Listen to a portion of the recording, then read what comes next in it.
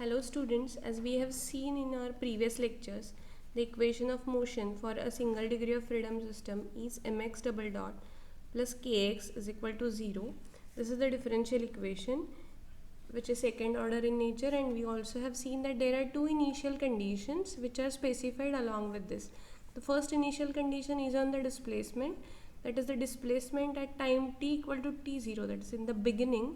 It should be equal to x0, which is a specified one. It can be anything, it can be either 0, positive, negative, whatever that you feel like. And there is one more condition which is on the velocity, again at the start time, which is at t0, that should be again equal to specified velocity value. So velocity and displacements at the beginning are specified. Okay, so now our problem is well posed, and what we'll be doing is we'll be seeing how to solve this problem. So in order to do that, what we'll do is we'll initially not talk about the initial conditions, but we'll only go ahead with the differential equation that we have. So the differential equation is mx double dot plus kx is equal to 0, which we have previously written in a slightly different fashion as x double dot is equal to minus k by m times x. Now in this, x is unknown, which is function of t. Okay, so you don't know what is this function. This function is unknown to you, and this is second derivative of that function. And what does this equation tell you? The equation tells you that second derivative of that function is constant time that function itself. Okay, so for example, if you try plotting it, okay, so let's say if this is f of t, okay, that you as of now not aware of, okay, but it should be such that the second derivative, if you differentiate this, then the second derivative should also look something like that, but in the scaled fashion. Okay, there is only scaling, and that scaling is constant with respect to time. There is no any change in that scaling. Okay, that remains constant. Okay, so this is a kind of a representative explanation, but you need to appreciate that both of them are having a similar dependence on the t, only there is a constant sitting over here. Okay, now if you kind of try to see the library of functions that you are aware of, then you will be able to guess it that x can be of something of this form, okay, which is an exponential function. If x is of this form, then obviously you will be able to see that x double dot will be equal to lambda square into e raised to lambda t. Okay, so again dependence of x double dot is similar as that of x, but only with a constant multiplier, okay, which is indifferent to time. Okay, so this is a constant multiplier, and hence it is lambda square times x itself. Okay, so x double dot and x are having similar dependence on time. Okay, so this can be a probable solution. So let's try to check whether this can be a probable solution. So what we'll be doing is we'll be putting this expression in the differential equation that we have right now written. Okay, so if we do so, what we will get is we will get m into lambda square e raised to lambda t plus k e raised to lambda t equal to 0, okay, which you can write down as m lambda square plus k times e raised to lambda t equal to 0.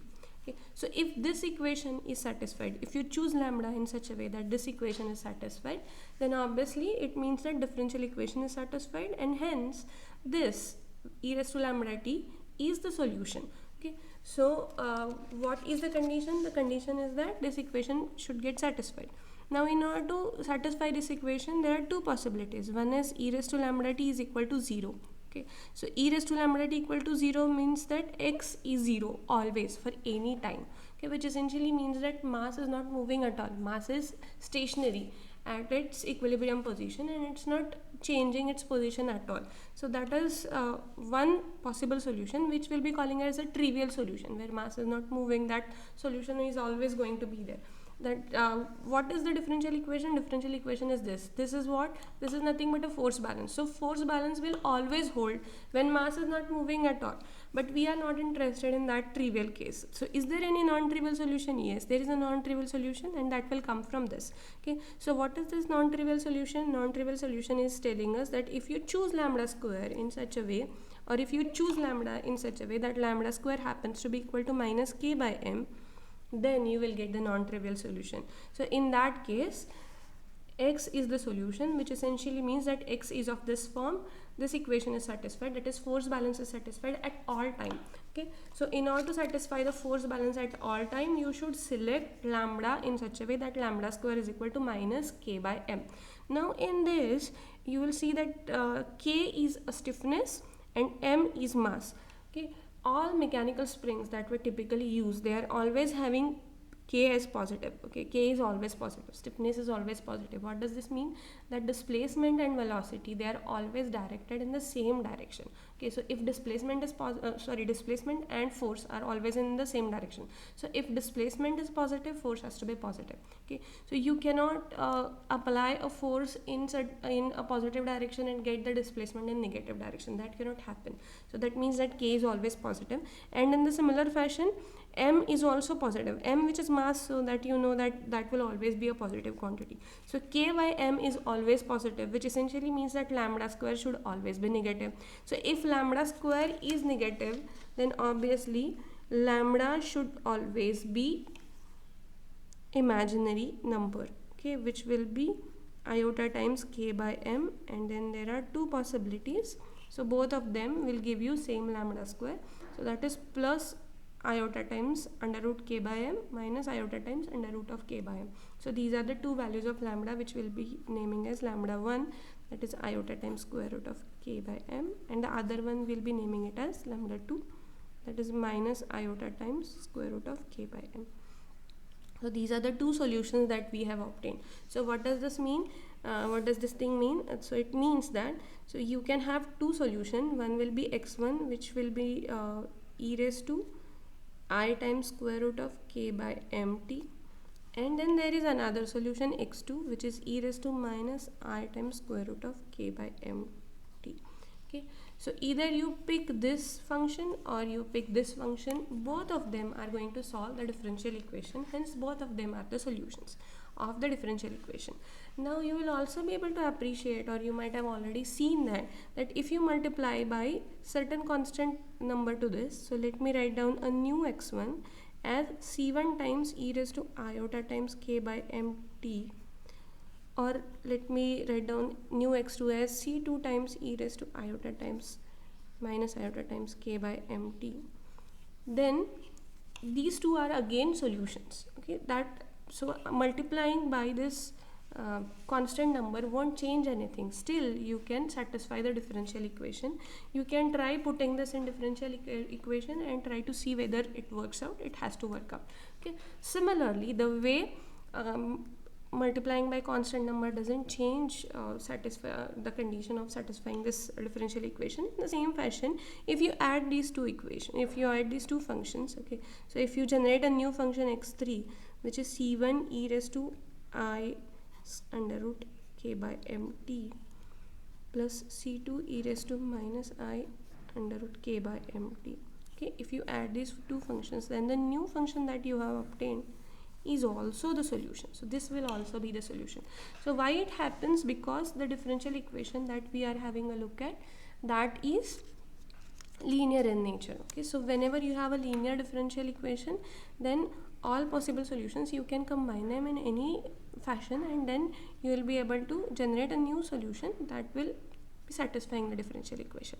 Okay, now it can also be proved, which we are not going to prove over here, but it can be proved that if you have obtained these two solutions, these are the two solutions that you have obtained, that e raised to I under root k by mt and e raised to minus I under root k by mt, then you can combine these two solutions by using any weights, okay, and you will be able to generate any possible solution to this differential equation.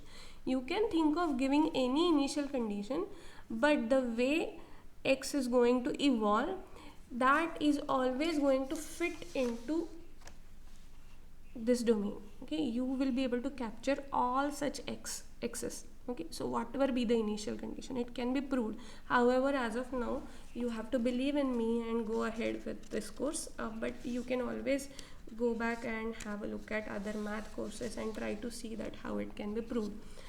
But as of now, let's assume that it can be done that way. Okay, So we have obtained a general solution. We'll be calling it as a general solution, so which can give you solution for any initial condition. So the general solution that we have obtained looks something like this: x is equal to c1 e raised to I lambda 1t, rather lambda 1t, not I. Lambda 1 itself is having that iota inside it. Okay, so c1 e raised to lambda 1t plus I'll be naming it as c2 e raised to minus lambda 1t. Okay, so this is what is the general solution that we have obtained, and it should hold for any initial condition. Okay, so for the initial condition that we have chosen, for that also it should hold. So the initial condition that we have chosen is that x at time t equal to t0 should be equal to x0. Okay, now generally we go for time t0 as equal to 0. So t0 generally we assume to be equal to 0, that is the starting time, we say that it is 0. Okay, so if we say so, if we pick t0 equal to 0, then what we can do is we can put this thing in this one. Okay, and or you can put this expression of x on this side, and then you can write down in this fashion that c1 plus c2, this t should be equal to 0. If you evaluate this, then you will get c1 plus c2 is x, which should be equal to x0. Okay, this is equation number 1. Now if this is the displacement, velocity will look something like this. It will be c1 lambda 1 e raised to lambda 1t minus c2 lambda 1 e raised to lambda 1t. Okay, if you evaluate this velocity at time t equal to 0, what you will get is, if velocity at time t equal to 0 comes out to be equal to c1 lambda 1 minus c2 lambda 1, which should be equal to the prescribed value of velocity, that is x dot 0. Okay, so this is equation number 2. Now from equation 1 and from equation 2 you will be able to obtain c1 and c2. Okay, and the values of c1 and c2, those come out to be equal to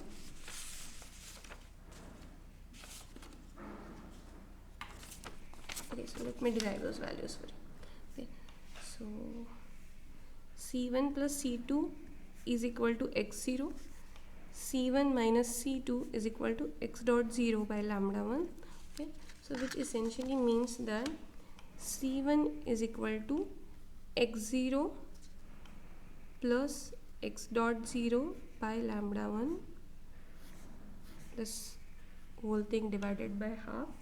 Okay, and c2 is equal to 0.5 times x0 minus x dot 0 by, it should be lambda 1 here, lambda 1. Okay, now let's invoke the value of lambda 1. Lambda 1 is what? Lambda 1 is equal to iota times square root of k by m. Okay, if you put this value of lambda 1 and this one, then you can write c1 as equal to half x0 minus iota times x dot 0 divided by square root of k by m, and c2 as half x0 plus iota times x dot 0 divided by square root of k by m. Okay, so this lambda 1 is going and sitting over here in the denominator, so you will be having iota in the denominator, then you have to adjust that and you can get these expressions of c1 and c2. So these are the expressions of c1 and c2. So the displacement displacement solution would look something like this, that x0 by 2 minus iota times x dot 0 by 2 times square root of k by m multiplied by e raised to lambda 1t plus x0 by 2 plus iota times x dot 0 divided by 2 times square root of k by m multiplied by e raised to minus lambda 1t. Okay, so this is the expression of displacement that you have obtained. Now if you see to it, you will wonder that see, this is a complex number, right? This is a real one, this is imaginary, and it's a combination which is a complex number. This is also a complex number, but I'm looking for displacement of a mass. Can displacement of mass be a complex number? No, it will be a real number. always for any time t, then what does this trying to tell us? So actually this side also should come out to be real. So can it come out to be real? It will, because this itself is again a complex number. So this is a complex number, this also is a complex number, that you may be aware of by using the Euler identity, so which you might have already studied. Okay, so let me use that Euler identity over here. So that tells us that e raised to lambda 1 is what? Iota times square root of k by m multiplied by t. So it's e raised to lambda 1 t. I can write down this e raised to I under root k by m t as cosine of under root k by m t plus iota times sine of under root k by m t. Okay, and e raised to minus I under root k by m t can be written as cosine of under root k by m t minus I sine under root of k by m t. Okay, so these are now complex numbers. Okay, you'll be able to appreciate that. Therefore x can now be written as this one, which is x0 by 2 minus I times x dot 0 divided by 2 under root k by m times cosine of under root k by mt plus I sine of under root k by mt plus x0 by 2 plus iota times x dot 0 under root 2 divided by 2 under root k by m into cosine of under root k by mt minus I times sine of under root k by mt, and it can be simplified to look something like this: x0 times cosine of under root k by mt plus x dot 0 divided by 2, there won't be 2 over here, sorry, x dot 0 divided by under root k by m into sine of under root k by m t. Now this is the expression of displacement that you have obtained. Okay, so it has got a cosine function sitting over here, cosine of some constant times t. So as the time varies, this function is taking cosine of this quantity. Okay, and this is sine of that same quantity. Okay, so cosine of that quantity, sine of that quantity multiplied by, here you have x0 and here you have x dot 0 term coming. Okay, so there, so depending on what is the choice of x0 and x dot 0 to start with. Okay, so relative weightage of this function and this function will be determined. Okay, so how much this function is going to contribute in your final solution and how much this function is going to contribute in your final solution will be determined based on what is your choice of x0 and x dot 0. Okay, now you will be able to see further that this term, which is a cosine of this quantity, and this term is sine of this quantity. Now both these functions, so what is the nature of both these functions? So if let's say this is time, then this cosine function will look something like this. So cosine of time t equal to 0 should be 0. This is variation of cosine function. So cosine of 0 is 1. Okay, sine of 0 is 0. Okay, so this is what is the sine function.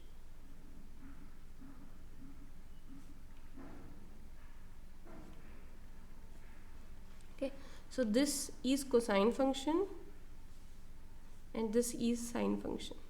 Okay, so with change in time t, how is x changing? X is changing in this way. Okay, so x is 0 for this function to start with. For this function it is 1. Okay, and then it keeps on shuttling over here. Okay, between this from 1 to minus 1. So which essentially means that you are getting oscillatory response. Both these functions, cosine function as well as sine function, both these functions are oscillatory in nature.